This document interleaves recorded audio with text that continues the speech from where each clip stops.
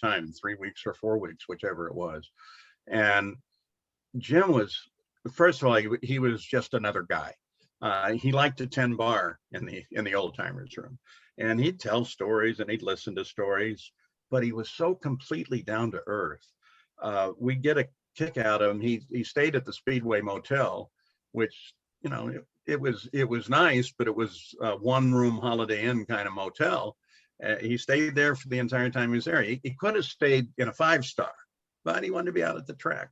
And I remember one night we were sitting around the pool at the motel, and here comes Jim, and he's walked down to the McDonald's and got himself his dinner, which apparently he did all the time. He just go get some McDonald's, come back to the room. So he was really straight. He was really fun. And then, you know, there was Paul Newman, and we do a lot with him. At first, he was very standoffish because he had been so put upon by media and fans alike.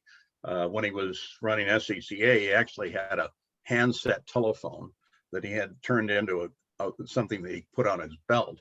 Now, it was just a handset of a regular old telephone from home, but somebody be bugging him, he'd pick it up and say hello. Yeah, it went nowhere.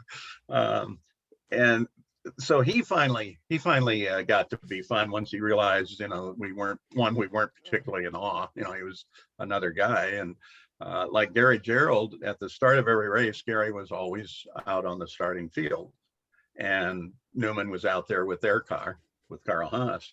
But Newman would always walk over to Gary just before the start, and he'd take a bet with Gary on who was going to win, the $1 bet. So they